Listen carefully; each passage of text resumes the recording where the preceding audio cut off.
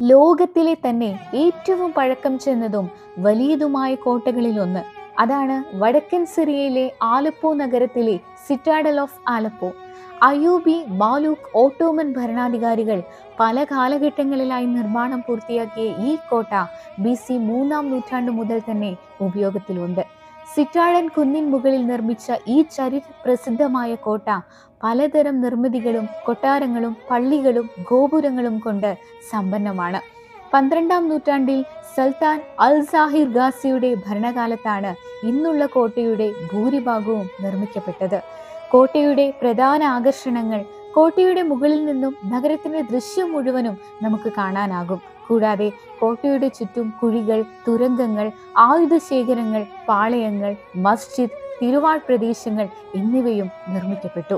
Syrian ചരിത്രത്തിന്റെ പൈതൃക സാക്ഷ്യമായി രേഖപ്പെടുത്താവുന്ന നിർമ്മിതിയാണ് citadel of ആലപ്പോ.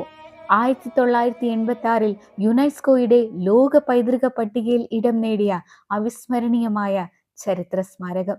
Video ഇഷ്ടപ്പെട്ടാൽ സബ്സ്ക്രൈബ് ചെയ്യാൻ മറക്കില്ലല്ലോ അല്ലേ? Thank you all.